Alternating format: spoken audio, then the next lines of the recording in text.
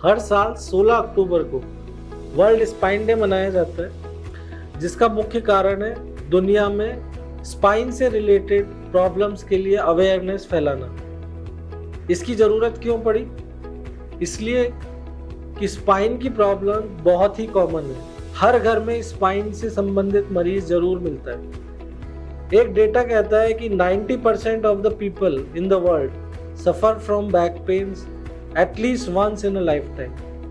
मतलब 90% लोगों को जिंदगी में कभी ना कभी बैक पेन होता जरूर है, और आजकल की मॉडर्न लाइफ स्टाइल में ये बैक पेन और बढ़ता जा रहा है, जिसका मुख्य कारण है सीडेंट्री लाइफ स्टाइल और फिजिकल इनएक्टिविटी।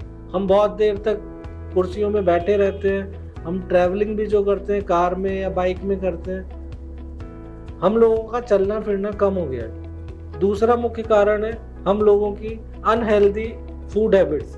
आजकल लोग बागों को फास्ट फूड बहुत पसंद आता है, ग्रीन लीफी वेजिटेबल्स लोग बाग कम खाना पसंद करते हैं। और इस साल वर्ल्ड स्पाइन डे की थीम जो रखी गई है वो है मूव योर स्पाइन।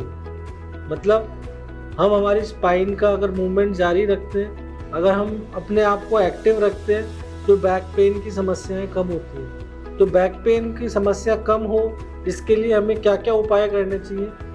सबसे पहला तो हमें हमारी फिजिकल इनएक्टिविटी के जो पीरियड हैं उनको कम करना चाहिए। मतलब प्रोलॉन्ग सिटिंग नहीं करनी चाहिए। उसका रीज़न है, अगर हम हमारी स्पाइन को लंबे समय तक एक ही पोस्चर में रखते हैं तो उसके अंदर डिस्क जो स्ट्रक्चर है उसकी वेस्कुलर सप्लाई कम हो जाती है और उसमें डीजेनरेशन बढ़ने लगता है। दूसरा, जो सॉफ्ट टिश्यू है उनकी लैक्सिटी कम होने लग जाती है और स्टिफनेस बढ़ने लग जाती है, जिसकी वजह से बैक पेन की समस्या होने लगती है। इसलिए हमें कभी भी एक ही पोस्चर में लगातार 30 मिनट से ज़्यादा नहीं बैठना है। हमें बीच बीच में ब्रेक्स लेने, आप थोड़ी देर घूम के आ जाओ। अगर घूमने का स्पेस नहीं है तो आप बैठ के अपने चेयर पे ही चेयर योगा कर सकते हैं। दूसरा, regular physical activity, regular physical exercises हमें अपने लाइफ स्टाइल में रूटीन बनाना चाहिए ताकि स्पाइन को अनहेल्दी होने से बचाया जा सके। तीसरा, हमारे को हेल्दी डाइट लेनी चाहिए, जिसमें सबसे इम्पॉर्टेंट है कैल्शियम, विटामिन डी और प्रोटीन्स। इनके जो रिच सोर्सेज हैं उनका हमें फूड में इंक्लूड करना चाहिए और फास्ट फूड खाने से बचना चाहिए। चौथा इम्पॉर्टेंट पॉइंट है कि हमें जो डेली रूटीन है उसमें अच्छा पोस्चर यूज़ करना चाहिए। चाहे हम बैठ रहे हैं तो बैठने के लिए प्रॉपर पोस्चर यूज़ करना है, कमर को सीधा रख के पीछे बैक सपोर्ट लेके बैठना है। अगर हम आगे झुक के कोई सामान उठा रहे हैं तो घुटनों को और कूलों को दोनों को मोड़ के आगे से सामान उठाना चाहिए। स्पेशली अगर बहुत भारी सामान है तो अकेले उठाने की कोशिश ना करें, उसमें हेल्प लें।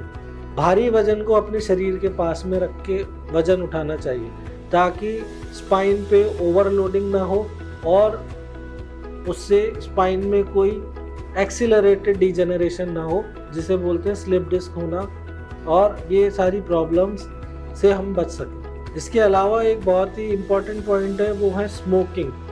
अगर हम स्मोकिंग करते हैं या किसी भी फॉर्म में टोबैको का यूज़ करते हैं, स्पेशली क्रॉनिक स्मोकर्स और हैवी टोबैको चूअर्स, उन लोगों में भी स्पाइन का डिजेनरेशन ज़्यादा होता है और बैक पेन की समस्या ज़्यादा होती है, क्योंकि टोबैको जो है हमारी बॉडी में माइक्रो सर्कुलेशन को कम करता है और हमारे स्पाइन में कुछ स्ट्रक्चर्स जिसको डिस्क बोलते हैं वो एवेस्कुलर स्ट्रक्चर्स होते हैं और उनका न्यूट्रिशन टोबैको की वजह से बंद हो जाता है, जिसकी वजह से बैक पेन ज़्यादा होता है। तो ये थी कुछ बेसिक टिप्स बैक पेन से बचने के लिए।